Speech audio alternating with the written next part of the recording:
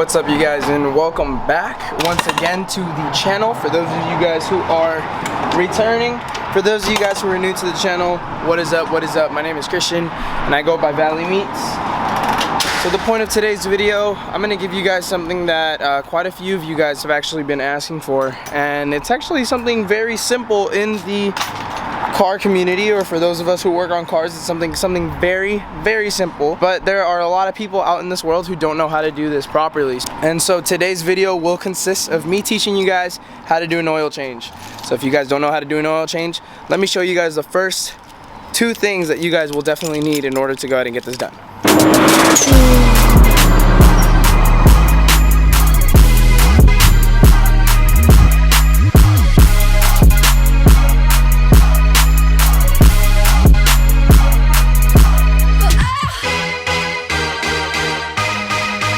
Alright, so the first two things you are going to need are going to be some oil and an oil filter. For those of you guys who don't know what oil is basically in charge of lubricating every single moving part in your engine. Now the Miata usually takes 530, but because it is an older baby girl, I tend to put 1030 inside of her. And for those of you guys who don't know what your car takes, no need to worry. You can just go ahead and hit your local O'Reilly or AutoZone or whatever other little auto shop you guys have nearby, or parts store.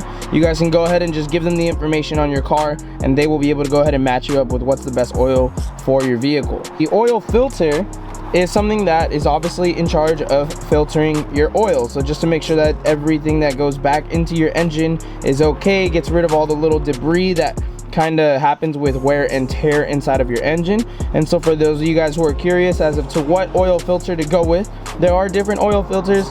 This is honestly just the most basic oil filter out on the market. There's tons of options, different brands, but it's completely up to you. You can save a little bit of money, or if you want to go ahead and, you know, obviously protect your investment, then go ahead and get the most expensive or one of the better oil filters out there. For the most part, these are basically the two main things that you are going to need, besides obviously tools and a car. If you don't have a car, there's no need for you to do an oil change, but the two basic things that you will need besides from the tools and the car are going to be your oil and your oil filter.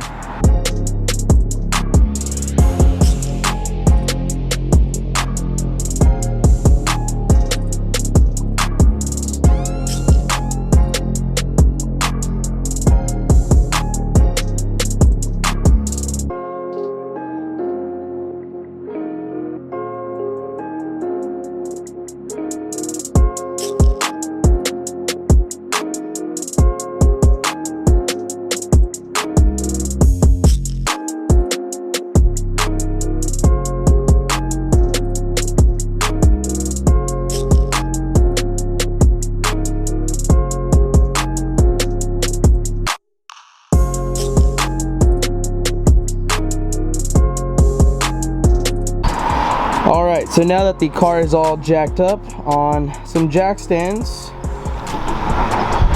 we have to go ahead and pop the hood, which I've already done. Let's see here. Alright, so now that we've popped my hood, you can see here there obviously isn't anything too major, too pretty about it. But the first thing that you want to do inside the engine bay is go ahead and locate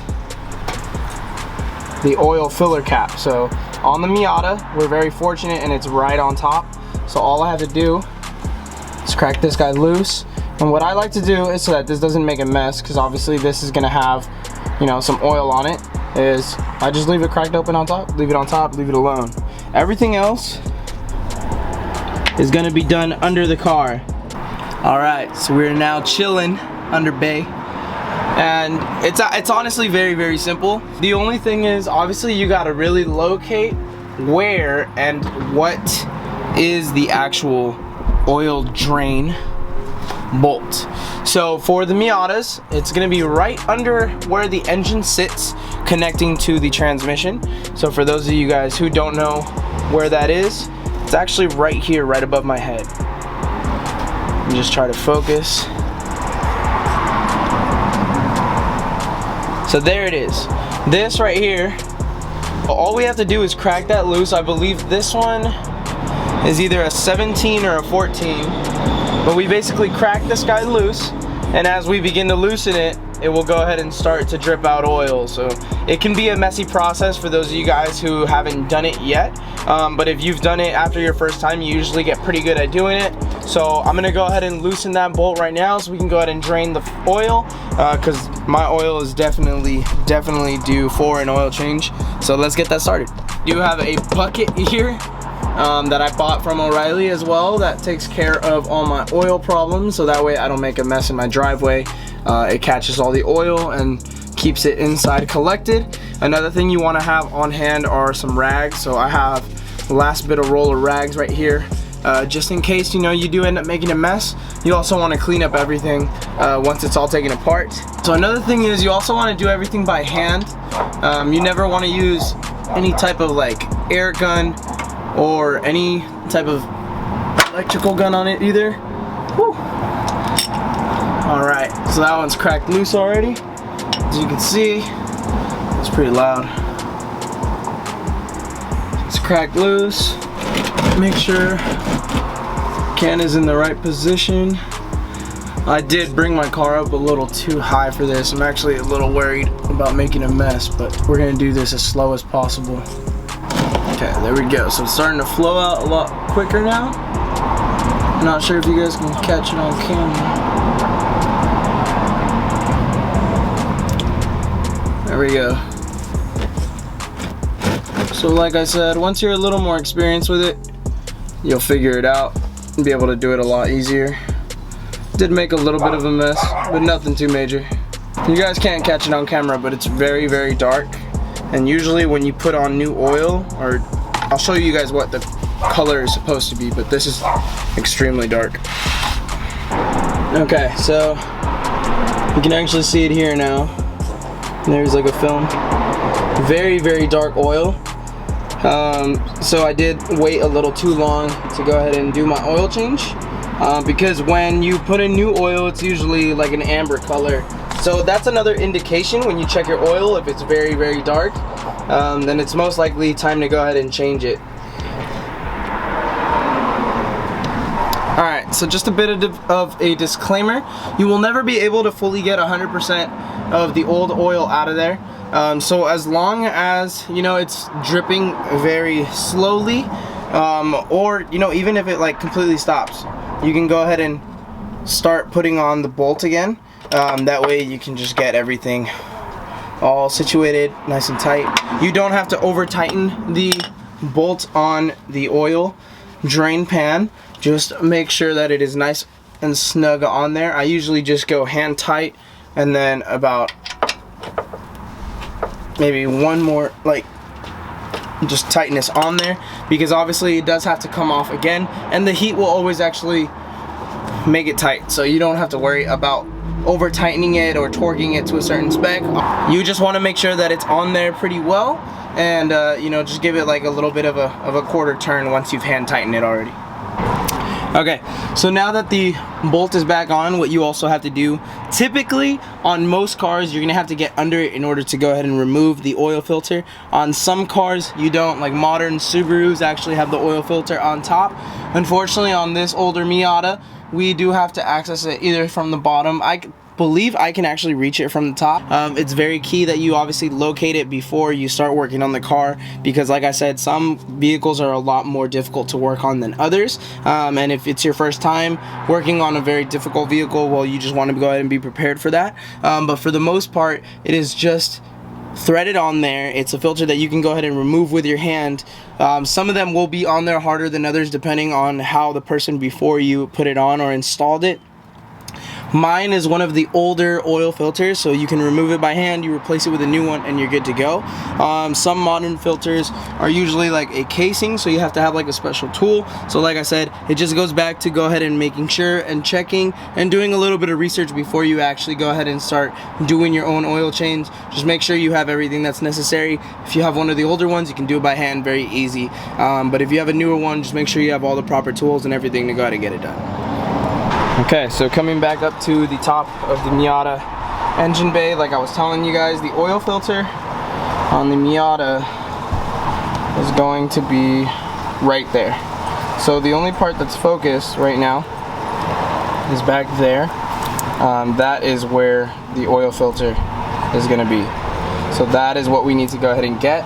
They made it a little bit difficult with these freaking Miatas. Obviously I made it a little harder because I have my strut tower bar, but you can actually, if you have small hands like me, you can go ahead and reach back here, and what you want to do is kind of just muscle it off, going to the left, lefty loosey, righty tighty, and then once you crack it loose, you want to go ahead and check, make sure that, you know, find out where it's dripping from unless you have a second person, and then you can go ahead and just position everything correctly so that when you take it off, the oil falls down there.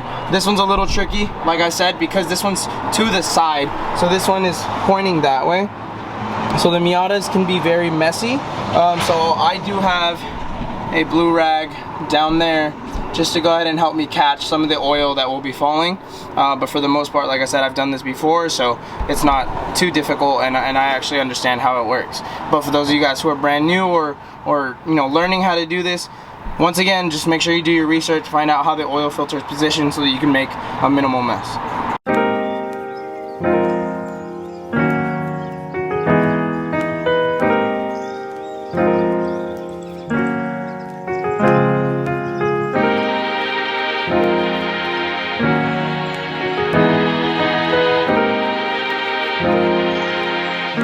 Alright, so as I mentioned before, the oil filter is placed sideways, so it is a little difficult to get to it. Nonetheless, we were able to go ahead and take it off, and there is still some oil inside the filter, so that's why I pulled it up with the open end up, because if I would have brought it out the other way, we would have made more of a mess. So that's usually how it's going to be with most oil filters. They still will have oil in them, so just make sure you're careful with that and keep the open end up. Okay, and so now what you're going to want to do is get the new oil filter. It has a ring, like a rubber ring right here that acts as kind of like a, what's it called? Ah, dude, I'm blanking out right now. It acts like a sealant once you go ahead and lubricate it. So what you want to go ahead and do is get either some new oil or some old oil. I usually just use the old oil because I really don't think it makes a difference. So I got some on my hand here. So what you want to do is you want to get the old oil and just go ahead and rub it around on the ring and lubricate it. Next up from here, a lot of people have opinions about. Some people say, hey, pour some oil into the oil filter and then put it on. Some people just put on the oil filter dry. Me personally, I just put it on dry, and then I just make sure that when I fill up my engine that, you know, I put in a little bit of extra oil, because obviously it needs to compensate and be able to get some into the oil filter. Like I said, that's completely up to opinions. If you have an opinion on that, go ahead and drop a comment down below. If I'm missing out on something, go ahead and let me know. I mean, I'm learning as I go as well, but this is just always how I've done my oil changes, and I've never had an issue. So with that being said, now that this guy is all lubricated, we can go ahead and put it down there, and basically you're just gonna go in the opposite direction of the way that you took it off. Took it off going left to the left. Now we're just gonna put it on the threads and make sure that it goes on to the right. And you want to make sure that there's no issue with putting it on. You want to make sure it goes on nice and easy. If you have any issue whatsoever with being able to put it on there tight, do not put it on, because it could be that you are cross-threading the threads for the oil filter. So make sure you go back, retry it again. Maybe you have it at an angle, but it should be able to go ahead and go on nice and easy. You're just gonna go ahead and put it on hand tight. But with this one, you want to tighten it not as hard as you can with your hand, but you want to make sure that it's on there pretty good and that there's no problem or any risk of it coming off, coming undone, because you will lose a lot of oil, and oil is very, very essential for your engine. So if you don't have oil, you're gonna end up taking basically like a $50 job or $40 job, you know, with the oil and the filter and everything, and you're gonna turn it into a whole new engine, which could cost you a few $1,000s. So cool, so that's on there snug. Now all we gotta do from here is fill it up.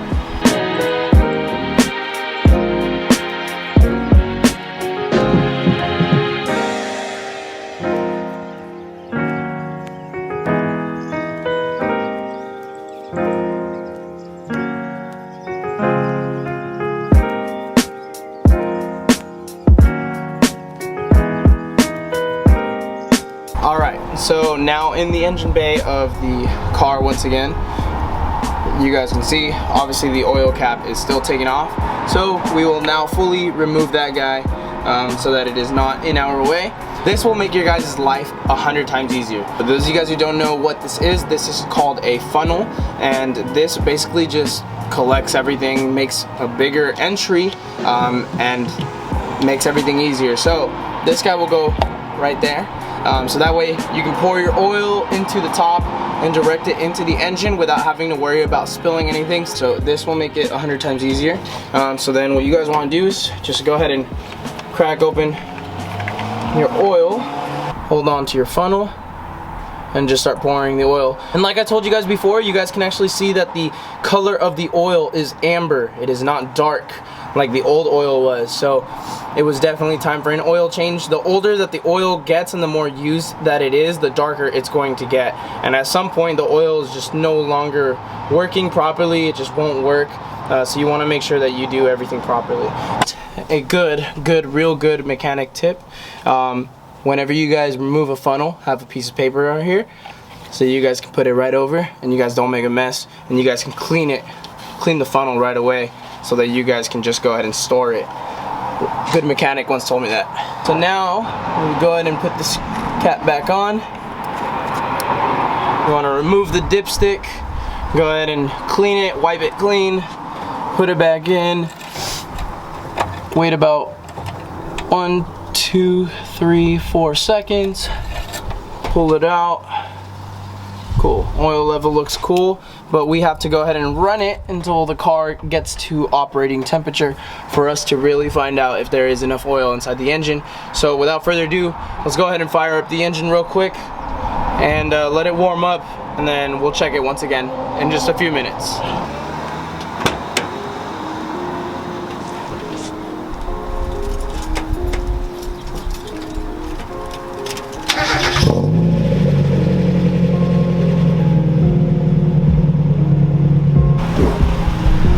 Alright, so now that the car is at operating temperature, we can go ahead and check it out. Let's go turn it off.